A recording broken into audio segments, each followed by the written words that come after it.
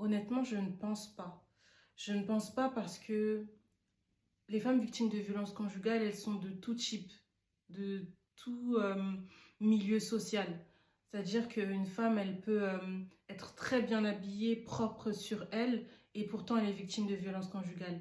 Et une autre femme, elle peut être dans la précarité, très pauvre, et être victime de violences conjugales. Et enfin voilà, il y a pas de juste milieu où euh, les femmes sont plus victimes dans ce type de milieu que d'autres. Donc je pense pas.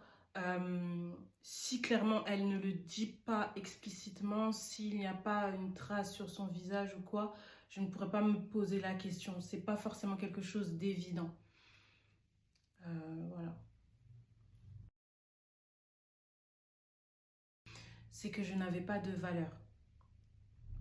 Il faut savoir que un homme, un bourreau qui est auteur de violences conjugales, l'une des choses à laquelle il s'attaque, c'est l'identité, la valeur de la femme qui est à ses côtés.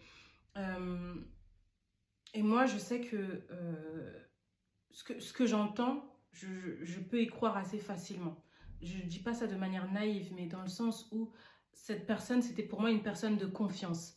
Donc, si c'est une personne de confiance, ce qu'elle me dit, j'y crois, sans être naïve, mais voilà, j'y crois. Et même si, en fait, quelque part, je disais, mais non, c'est faux, en fait, à force d'entendre ce genre de choses, l'inconscient, il prend ça comme une vérité. Donc, pour moi, la phrase, parmi plusieurs phrases que j'ai pu entendre, c'est que je ne suis pas une femme de valeur. Et donc, s'attaquer directement à mon identité, et du coup, c'est l'une des choses sur lesquelles j'ai dû travailler en le quittant, c'est sur ma valeur. Comment est-ce que je me perçois? Comment est-ce que je me considère? Et je pense que c'est le travail d'une vie, mais en tout cas, j'ai pris en main de faire cette démarche de de savoir que je suis une femme de valeur en fait.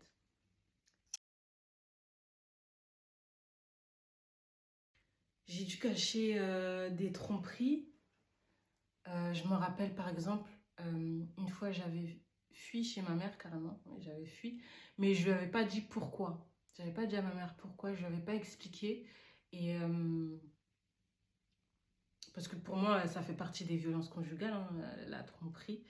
Euh, je ne lui avais pas expliqué à ma mère, ni d'ailleurs à mes frères et sœurs. Donc c'était un gros point d'interrogation pour eux, pourquoi j'avais fui mon foyer. Et en fin de compte, c'est lui-même qui a expliqué le pourquoi du comment. Bien sûr, en se posant en victime, en cherchant d'autres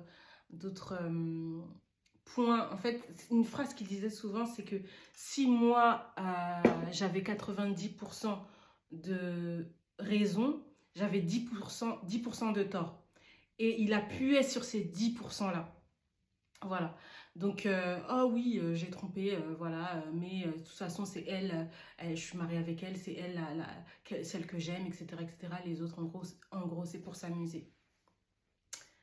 Donc voilà, il fait passer ça comme une lettre à la poste. Mais les gens ne sont pas dupes, pas dupes, ma famille n'était pas dupe, etc. Mais voilà, j'étais dans un mariage.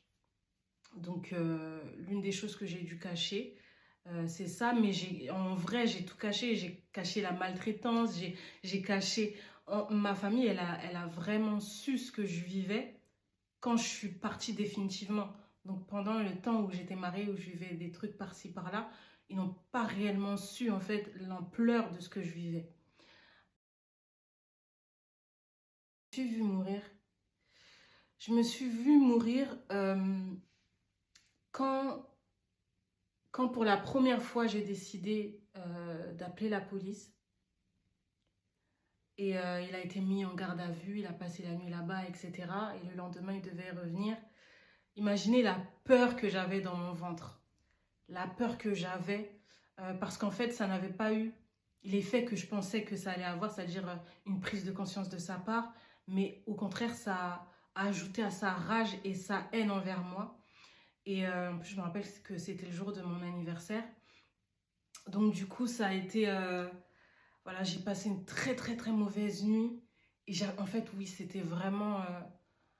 je croyais il allait en finir avec moi, hein. En vrai, et c'est pour ça que je suis partie, parce qu'en fait, je suis arrivée à un stade où la peur, le mot peur, c'était moi. J'étais la peur.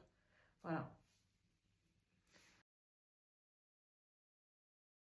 En moi, la joie. J'étais une personne, voilà, plutôt joyeuse, plutôt légère, plutôt lumineuse.